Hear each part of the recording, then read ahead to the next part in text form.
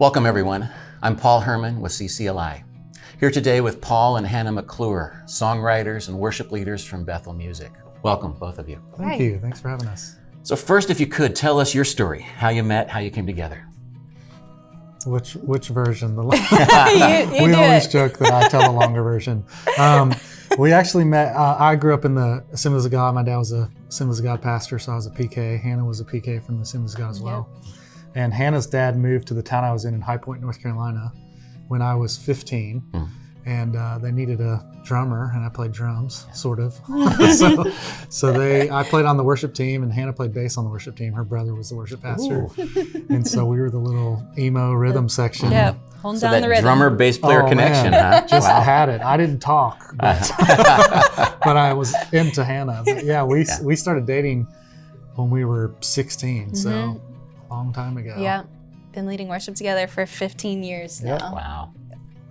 And just now getting the hang of it. Yeah. Well, you're more than getting the hang of it, I think, Thank because you. especially for the one song I wanted to ask you about. Yeah. Jesus, We Love You. Tell us the story of that one. That's awesome. Yeah, that song's pretty near to my heart, actually. I started writing that song the week my son was born, our first child, Ezra, and leading up to the birth, I was, going to be a new dad. Yeah. So you hear all the stories about your dad praying over you, and all those things, and so I want to be a good dad, so I do all those things. But I found myself every night praying over my boy in the womb, and I would, I felt such a huge responsibility of being a new dad, and so I was praying the long list of stuff and finding myself getting overwhelmed about being a dad. Wow. And so one night I just prayed, I said, Jesus, help Ezra to know you and love you. And it brought a peace to my heart when I said that. And I kind of realized in my own life, even starting to sing that chorus that week of, man, if I just keep it more simple than I'm making it. And for my son, if he knows Jesus and loves Jesus, he's going to be fine. And it was just, it kind of was birthed out of that longing even for the church to just sing something simple, a song of adoration of Jesus, we love you. And I love hearing a body of people singing that simple phrase, Jesus, we love you. Just pure adoration, devotion to Jesus. And so I still sing, I still pray that over my son to this day every night, and he listens to the song at night. And it's all wrapped up in fatherhood and Jesus and all that stuff. Yeah. Hannah, any other thoughts? That's a pretty good summary. I think we knew it was special when we were writing it together. It was birthed out of a special place, and I think I remember just sitting in our small, 2-bedroom apartment at the time, and just being pregnant and just having all these expectations, but just singing something that, like Paul said, brought a peace to our heart. Just coming back to center and singing something that's simple to Jesus. And it, like Paul said, it still brings peace to our hearts. And those are the kind of songs that we want to write, something that brings us back to the center, reminds us just of the simplicity of life. And if we have our priorities on Jesus, then that's the main thing. Yeah. Nice. Let me ask you about another one, Faithful to the End. Yeah. Tell us the story of that one if you could. You want to start? Go for it. That's mainly Hannah's song. I just wrote the good part. I'm just opposite. This song was also, I guess they're all special to us. We wrote this song out of not an easy season, actually, in our life. It's kind of a season where I learned to be a fighter, in a sense of holding on to the goodness of God. And I just remember sitting down and I started singing the Psalms. And kind of started writing. I think I wrote the bridge first. There wasn't a day that you weren't by my side, because I needed to fight. I needed to declare that over my life, because I wasn't in the season where I felt that, but I needed to declare it for where I was going. So I started singing that. There wasn't a day you weren't by my side. And just from there, we kind of started writing it together. It's actually one of the most difficult, probably the most difficult season of our marriage. For sure. So we birthed that song out of that. Needing it to be true. Needing it to be, like you said, needing it to be true. Yeah, it was almost it was for sure a declaration of there won't be a day you're not on my side. That actually came, Jen Johnson, who's with us in Reading. She's the one that suggested, because the lyric on the bridge is "There wasn't a day." You remember, it's like kind of reflective. Yeah. And then there's a part in the song we sing, "There won't be a day," and she recommended, "Hey, declare that over the room, declare that over people." And so it's just such a good declaration to remember what God's done in our life, that He's faithful to the end, and also declare there won't be a day that you're not by my side, because we've lived that, and it's in the moment it's not fun, but looking back on an experience like that and knowing that you wrote a song that you needed, and you were relying on God to come through, and He does, like He does always, was amazing. So, Nice. Yeah. So there's another song, There's No Other Name, which is a co-write, I guess, with Francesca Battistelli. Tell us about that one. That song was, it actually came out of a spontaneous moment when we were leading worship for the School of Ministry back home in Reading. We're just leading worship, and this chorus just it was an overflow of worship during our worship time. And it just stuck with me, something about it. There was something powerful in that moment of singing "There's No Other Name." So it was a song that actually kind of took some time to craft, and it was all just it's been a long time coming, really. It took a while to write, but it was all in God's perfect timing. And we, Francesca came in. How did that happen? I know, it's like, how do we...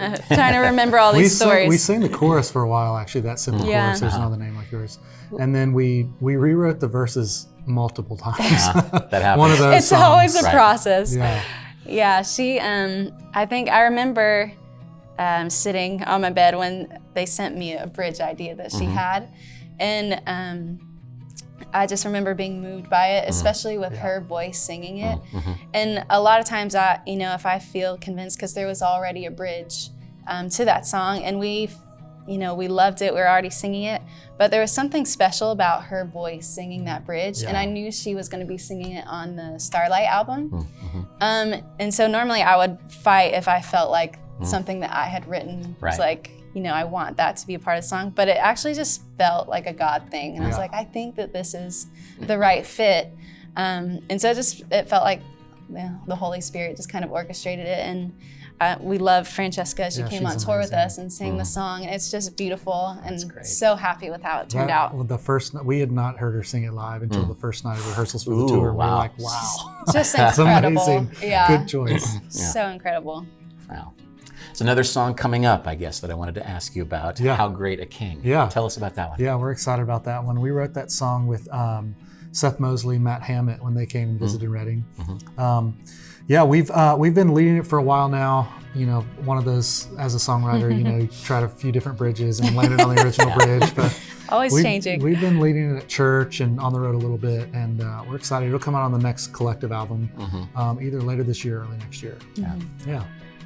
Tell us, if you could, what it's like being part of Bethel, because I know it has to be a huge honor, but also a huge responsibility, just given the platform that God has opened up for you guys. I'd love to hear your thoughts. Yeah, it for sure is an honor. I mean, these, we're getting to run alongside of people that were our heroes, still are our heroes. We went to their worship school they do in 2010. And kind of just fell in love with the place and the people and what God was doing there. And then we went back to our church in North Carolina and then moved out there in 2012 and kind of just led on the weekends. And then in 2014 came on staff with their worship school. And then in 2015 took over the worship department. So, we're very local church driven, which we love because we grew up in the church. And so I manage the worship department during the week, and then we travel with Bethel Music. And so it's really fun to get to see these people behind the scenes in a normal church environment, that everyone's in, and then get to travel the world with them too. It's like you said, it's a huge honor. And it's just, I think when we visited, we realized we found our people. That's what it feels like. We found the people that are burning for the same thing, that are running after the same thing, and they do it with excellence and anointing. And so we're honestly just thankful to be a part of it, honestly. Amazing. Any final thoughts for our worship teams and worship leaders out there in our churches? Stay faithful in the little things. We, like Paul was telling a little bit about us, we grew up in the church. We did, we know what it's like to do everything. Like when you're in a smaller church, we did like the finances, we did the maintenance. We were like, cleaning out trash and then leading worship. And I actually look back on those seasons with pride of, how, taking care of the little things and being faithful to the Lord, but God was also faithful to us because of, following through with the smaller things in life. So I would say stay faithful and stay close to your leadership. Stay faithful to the end. That's what I would say. A little plug in there. Well, I would agree with that. And just even I feel like Jesus, We Love You is kind of a song of my life, honestly. The simplicity of loving Jesus. And I have to come back to that space a lot, of reminding myself that I don't have to make it so hard and so difficult. Just love Jesus, keep my eyes on Jesus. So that's what I would encourage everyone watching to do. Thank you both for sharing. Thank you. Thank you. Thank you for watching. Take care.